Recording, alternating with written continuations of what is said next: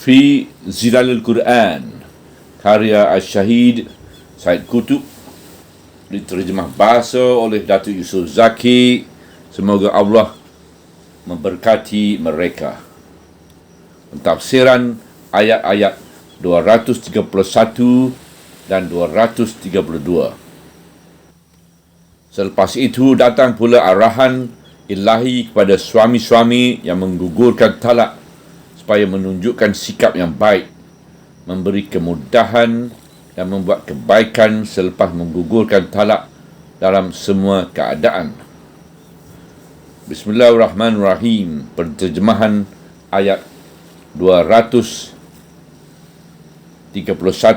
dan 232. Dan jika kamu menceraikan isteri-isteri kamu, lalu mereka hampir sampai ke tempoh iddah mereka, maka bolehlah kamu pegang mereka, iaitu rujuk dengan cara yang baik, atau melepaskan mereka, iaitu ceraikan mereka dengan cara yang baik. Dan janganlah kamu pegang mereka, iaitu rujuk, dengan tujuan mendatangkan kemudaratan pada kamu, kerana kamu nak melakukan kezaliman terhadap mereka. Dan sesiapa yang bertindak demikian bererti menyayangi diri sendiri. Dan jangan bertindak demikian bererti ia menganiaya diri sendiri. Dan janganlah kamu menjadikan ayat-ayat Allah itu sebagai bahan-bahan sendaan, dan kenangilah nikmat Allah yang telah dikurniakan kepada kamu, dan kenangilah apa yang telah diturunkan ke atas kamu dari kitab suci Al-Quran dan ilmu pengetahuan hikmat untuk memberi pengajaran kepada kamu dengannya. Dan bertakwalah kepada Allah, dan ketahuilah kamu bahawa Allah itu mengetahui segala sesuatu. Ayat 231. Dan apabila kamu telah menceraikan isteri-isteri kamu, lalu mereka sampai iddah mereka, maka janganlah kamu, wahai para wali, halangi mereka daripada berkahwin semula dengan bekas-bekas suami mereka, jika mereka bersetuju sesama mereka dengan cara yang baik. Demikianlah dinasihatkan dengannya kepada sesiapa di antara kamu yang beriman kepada Allah dan kepada hari akhirat. Itulah yang lebih bersih dan lebih suci bagi kamu, dan Allah itu mengetahui sedangkan kamu tidak mengetahui. Ayat 232. Suasana talak hendaklah dinaungi dengan sikap yang baik dan budi yang baik. Sikap yang baik, budi yang elok, dan berbuat kebaikan pastilah menyelubungi suasana kehidupan suami isteri, sama ada yang masih teguh tali hubungannya atau telah putus ikatan perhubungannya. Niat untuk menyakiti atau untuk menimbulkan kesulitan dan kesusahan tidak seharusnya menjadi salah satu dari undang-undang hidup ini. Dan tahap toleransi yang luhur ini tidak mungkin dicapai dalam suasana perpisahan dan penceraian, di mana jiwa semua pihak berada dalam keadaan yang genting dan tegang, melainkan dengan wujudnya satu unsur yang lebih tinggi dan dari perhubungan-perhubungan hidup di bumi, satu unsur yang dapat mengangkat jiwa manusia, mengatasi dendam, kesumat, dan meluaskan ufuk hidupnya melewati alam kenyataan masa kini yang kecil, iaitu unsur keimanan kepada Allah dan keimanan pada hari akhirat, dan mengingati nikmat Allah di dalam berbagai-bagai bentuknya, mulai dari nikmat keimanan selaku nikmat yang paling tinggi, pada nikmat kesihatan dan rezeki, juga mengenankan ketakwaan kepada Allah dan menaruh harapan mendapat gantian dari Allah selepas perkahwinan yang gagal dan perbelanjaan yang hilang itu. Inilah unsur yang dibawa oleh dua ayat yang memperkatakan di sini, tentang pentingnya menunjukkan sikap yang baik, budi yang elok dan melakukan kebaikan sama ada kehidupan suami isteri itu masih kukuh tali hubungannya atau telah putus tali ikatannya. Kaum wanita di zaman jahiliyah telah mengalami kesulitan dan penderitaan yang sesuai dengan kekasaran dan penyelewengan jahiliyah. Ia mengalami penderitaan dalam usia kanak-kanak yang kadang-kadang ditanam hidup-hidup atau hidup dalam kehinaan dan kesusahan. Ia mengalami penderitaan semasa menjadi seorang isteri yang diperlakukannya laksana sebahagian dari barang-barang yang dimiliki lelaki, di mana unta dan kuda lebih mahal dan lebih mulia darinya. Ia mengalami penderitaan ketika ia menjadi isteri yang dicerai, di mana ia dihalang dan ditahan dan dari berkahwin sehingga dibenar dan diizinkan oleh suami yang telah menceraikannya itu, atau ia dihalang oleh keluarganya dari kembali kepada suami yang telah menceraikannya apabila kedua-duanya masih rujuk kembali.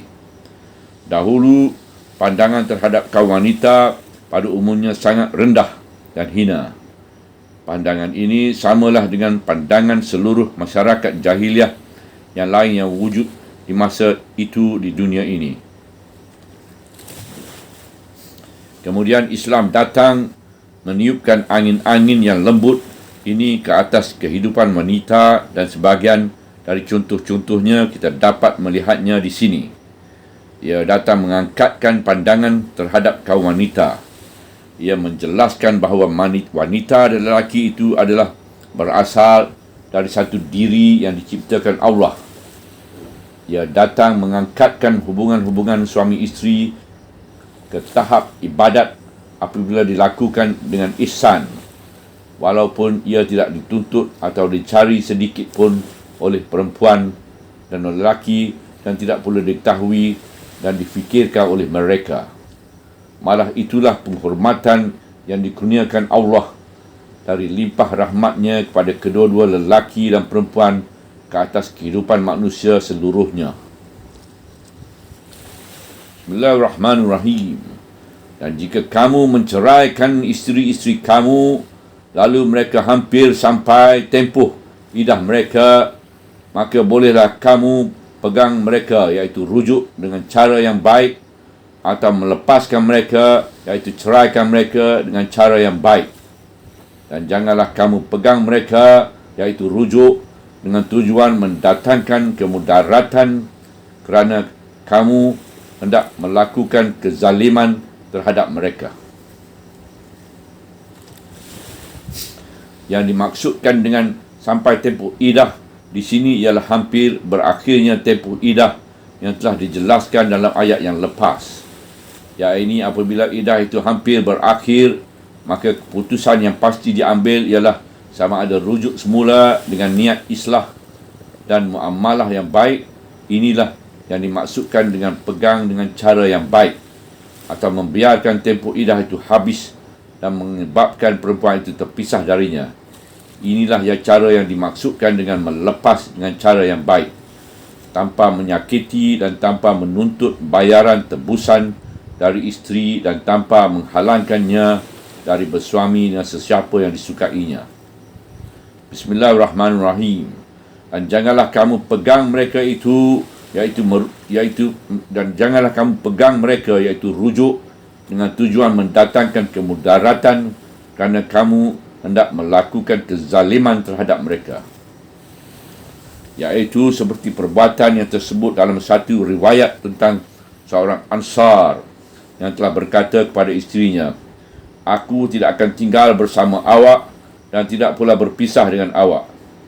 Inilah pegang tanpa tujuan yang baik, atau pegang kerana mendatangkan kemudaratan pada perempuan yang tidak diredai oleh samahah, toleransi Islam. Inilah pegang yang berulang-ulang kali ditekankan dalam rangkaian ayat-ayat ini, kerana perbuatan ini nampaknya begitu lumrah dalam masyarakat Arab dan mungkin tersebar di dalam mana-mana masyarakat yang tidak diasuhkan oleh Islam dan tidak diangkatkan oleh keimanan. Di sini, iaitu dalam ayat berikut, Al-Quran merangsangkan perasaan-perasaan yang paling gemilang di samping merangsangkan perasaan malu dan takut terhadap Allah dalam waktu yang sama. Dan ia mengembelingkan seluruh perasaan ini untuk menyelamatkan jiwa manusia dan tradisi-tradisi jahiliah dan kesan-kesannya, serta mengangkatkan ke taraf yang mulia yang dipimpinkan mereka ke arahnya. Bismillahirrahmanirrahim. Dan siapa yang bertindak demikian bererti ia menganiaya diri sendiri, dan janganlah kamu menjadikan ayat-ayat Allah itu sebagai bahan-bahan sendaan. Dan kenangilah nikmat Allah yang telah dikurniakan kepada kamu, dan kenangilah apa-apa yang telah diturunkan ke atas kamu dari kitab suci Al-Quran dan ilmu pengetahuan nikmat untuk memberi pengajaran pada kamu dengannya. Dan bertakwalah kepada Allah, dan ketahuilah kamu bahawa Allah itu mengetahui segala sesuatu. Penterjemahan ayat 231. Orang-orang yang memegang perempuan yang ditalak dengan maksud melakukan kemudaratan dan kezaliman bererti telah menzalimkan dirinya sendiri, kerana isterinya adalah saudara perempuannya yang sejenis dengan dirinya, dan jika ia menzalimikannya bererti ia menzalimkan dirinya sendiri. Ia menzalimi diri sendiri kerana ia membawa dirinya ke jalan maksiat dan menyeleweng dari jalan ketaatan. Inilah sentuhan pertama dari ayat ini. Penyalahgunaan hak rujuk. Ayat-ayat Allah yang dijelaskan mengenai kehidupan suami isteri dan talak amat jelas, lurus dan serius. Ia bertujuan mengaturkan kehidupan suami isteri dan menegakkannya di atas dasar kesungguhan. Jika si suami menggunakan peraturan ini untuk menyusah dan menyakiti perempuan, untuk mempermain-mainkan kemudahan-kemudahan yang telah diadakan oleh Allah sebagai jalan keluar dan sebagai injap keselamatan rumah tangga, dan mempergunakan hak rujuk yang diadakan Allah sebagai satu peluang bagi memulihkan dan membaikikan semula kehidupan rumah tangga yang pecah itu, untuk memegang dan menahan perempuan dengan tujuan menyakiti dan menyeksakannya. Jika dia melakukan sesuatu dari perbuatan ini, bererti ia telah mempermain-mainkan ayat-ayat Allah. Hal yang seperti inilah yang kita dapat lihat berlaku dalam masyarakat jahiliah kita yang dinamakan sebagai masyarakat Islam pada hari ini, di mana kemudahan-kemudahan hukum ruksah fiqhiyah telah digunakan sebagai alat untuk melakukan penipuan, penganiayaan dan keburukan, dan menggunakan hak talak itu sendiri dengan cara yang sewenang-wenangnya. Celakalah bagi mereka yang mempermain-mainkan ayat-ayat Allah tanpa merasa malu kepada Allah. Ayat ini juga merangsangkan perasaan malu dan kesedaran mengiktirafkan nikmat Allah yang telah dikurniakan pada mereka, dan nikmat kitab suci dan hikmah yang diturunkan sebagai pengajaran pada mereka. Mengingatkan kaum muslimin terhadap nikmat-nikmat Allah pada masa itu dapat membangkitkan kenangan-kenangan yang besar yang telah berlaku dalam kehidupan mereka, termasuk kehidupan perkahwinan ini. Nikmat Islam pada umat Arab. Pertama-tama, nikmat Allah yang terlintas dalam hati mereka ialah nikmat kemunculan mereka sebagai satu umat. Siapakah orang-orang Arab dan orang-orang Badui itu sebelum mereka didatangi Islam? Mereka tidak disebut apa-apa. Dunia tidak pernah mengenal mereka dan tidak pernah merasakan kewujudan mereka. Mereka hidup porak-peranda, tidak mempunyai apa-apa kekuatan dan nilai. Mereka tidak mempunyai sesuatu apapun untuk diberikan kepada umat-umat yang lain hingga mereka dapat dikenali dengannya. Malah mereka tidak mempunyai sesuatu apapun untuk mereka berikan kepada diri mereka sendiri yang mencukupi mereka. Mereka tidak mempunyai sesuatu apapun walaupun dalam bentuk kebendaan atau kerohanian. Mereka miskin dan hidup dalam kesusahan dan kesempitan, kecuali segelintir saja dari mereka yang hidup senang dan mewah. Tetapi kemewahan itu adalah kemewahan yang kasar, bersahaja dan rendah. Ia adalah lebih serupa dengan kemewahan burung-burung yang hidup tetap di suatu tempat di mana banyak terdapat mangsa-mangsa di sarang-sarangnya. Mereka juga miskin dari segi akal, roh dan hati nurani. Kepercayaan mereka tidak kukuh, bersahaja dan karut-marut.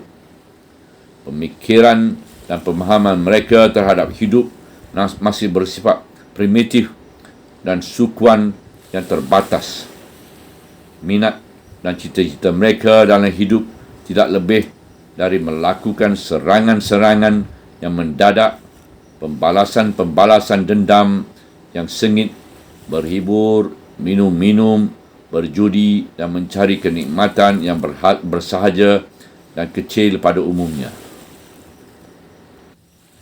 Dari lembah yang tertutup inilah Islam membebaskan mereka, malah Islam menciptakan mereka sebagai satu ummah yang baru dan mengurniakan kepada mereka satu kewujudan yang agung. Dengan kewujudan inilah mereka dikenali oleh seluruh umat manusia. Islam telah memberi kepada mereka apa yang dapat mereka berikan kepada umat manusia. Ia memberi kepada mereka satu agama yang agung, yang meliputi segala bidang hidup, agama yang mentafsirkan kewujudan Islam, kewujudan alam al-wujud dengan pentafsiran yang tidak pernah ditafsirkan oleh agama yang lain. Agama yang membolehkan mereka memimpin umat manusia dengan kepimpinan yang betul dan luhur. Islam telah memberi kepada mereka satu saksiah yang berbeza dengan agama ini. Dengan agama ini, satu saksiah yang memberi kewujudan yang istimewa kepada mereka di kalangan umat-umat dan negara-negara di dunia. Sedangkan sebelum ini, mereka tidak pernah mempunyai apa-apa kewujudan. Islam telah memberi kekuatan kepada mereka dan dengan kekuatan inilah mereka dikenal di dunia ini dan dunia membuat perhitungan yang hemat terhadap mereka. Sedangkan mereka sebelum ini hanya menjadi budak-budak suruhan pada empire-empire yang wujud di sekeliling mereka atau tinggal terbiar tidak dirasa kewujudan mereka oleh sesiapa pun. Begitu juga Islam telah memberi harta kekayaan kepada mereka melalui penaklukan mereka di merata penjuru alam. Dan lebih banyak dari itu, Islam telah memberi kepada mereka kedamaian, iaitu kedamaian jiwa, kedamaian rumah tangga dan kedamaian masyarakat yang dihayati mereka. Islam telah memberi kepada mereka ketenteraman hati, kerehatan damir dan kemantapan hidup di atas agama Allah.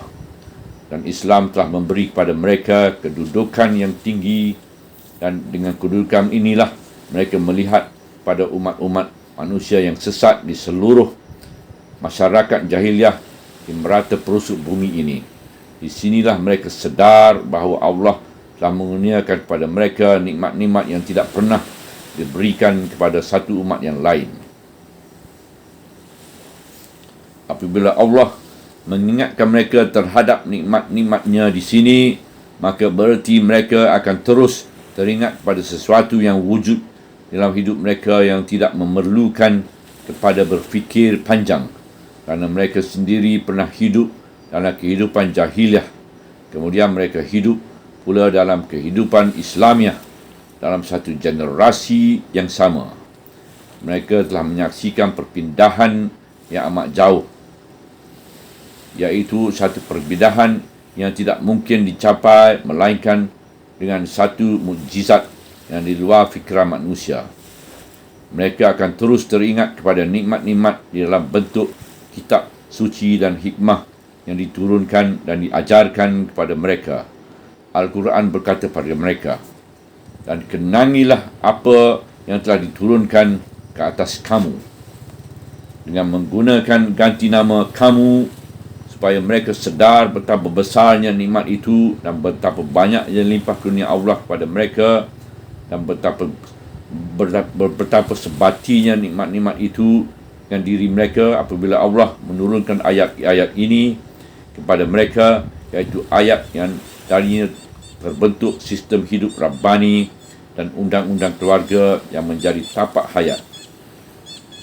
Kemudian dalam ayat yang berikut, Allah menyentuh hati mereka dengan sentuhan terakhir, di mana Ia menyuruh supaya mereka takut pada Allah dan mengingatkan mereka bahawa Allah mengetahui segalanya.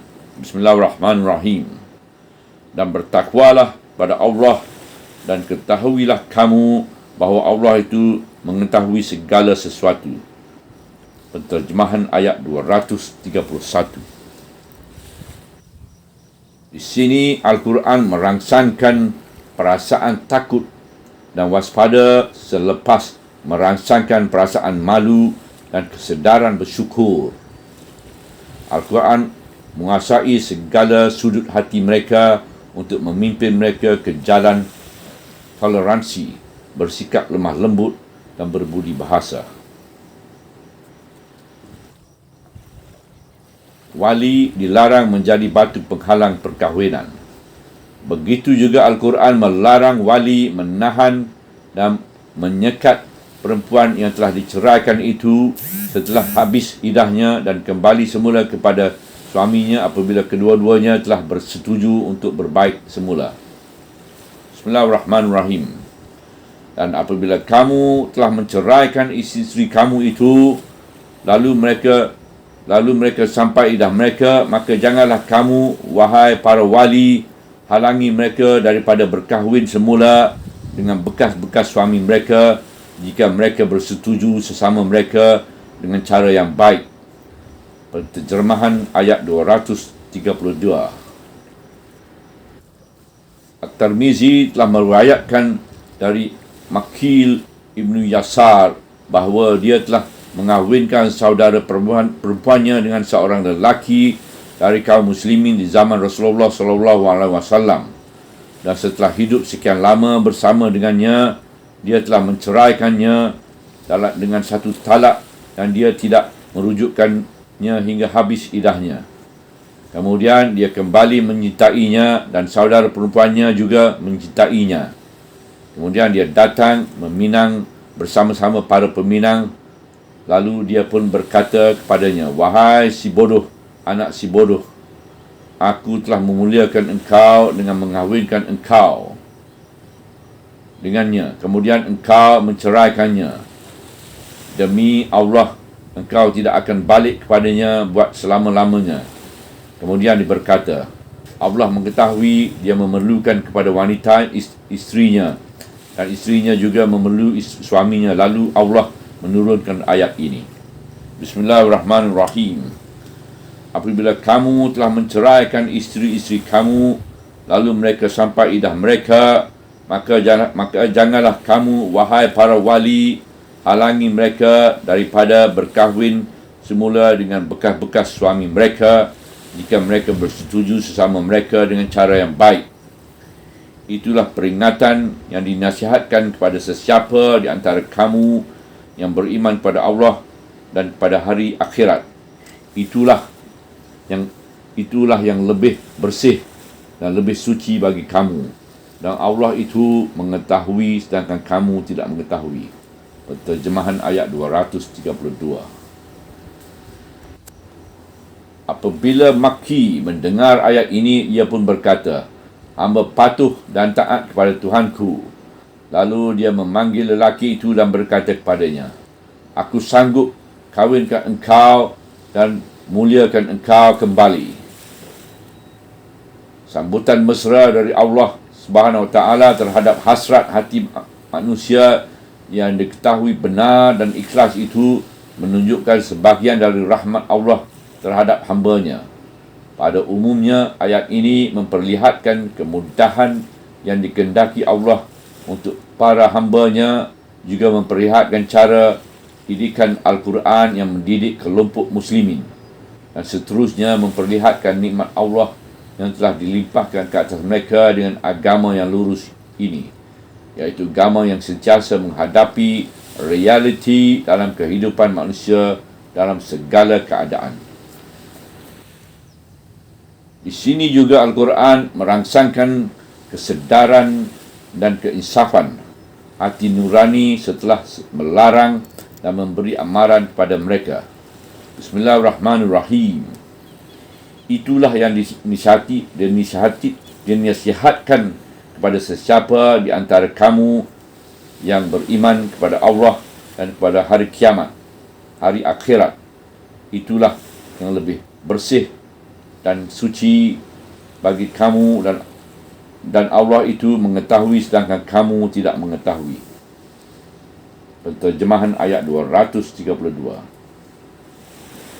Keimanan kepada Allah dan hari akhirat itulah yang membuat nasihat ini menjejak di dalam hati, kerana hati ini berpaut dengan sebuah alam yang lebih luas dari alam bumi, yang mengharapkan keredaan Allah dalam segala apa yang diambil dan yang ditinggalkan. Wujudnya kesedaran bahawa Allah mahukan sesuatu yang lebih bersih dan suci itu boleh menggerakkan orang yang beriman ke arah menjunjung perintah itu dan memilih kebersihan dan kesucian, baik untuk dirinya sendiri maupun untuk masyarakat di sekelilingnya. Begitu juga wujudnya keinsafan hati bahawa pihak yang memilih jalan ini ialah Allah sendiri, Tuhan yang mengetahui apa yang tidak diketahui manusia, boleh mempercepatkan orang yang beriman menjunjung perintah ini dengan penuh kerelaan dan penyerahan diri. Demikianlah segala-galanya ditingkatkan ke tahap ibadat dan dihubungkan dengan Allah, dan dibersihkan dari segala noda bumi, dari segala kecemaran hayat, dan dari segala tarikan dan sentakan yang wujud dalam suasana talak dan perpisahan. Subhanallah, walhamdulillah, wala ilaha illallah, wallahu akbar, wala hawla wala quwata illa billahil aliyil azim, wala hawla wala quwata illa billahil aliyil azim, wala hawla wala quwata illa billahil aliyil azim.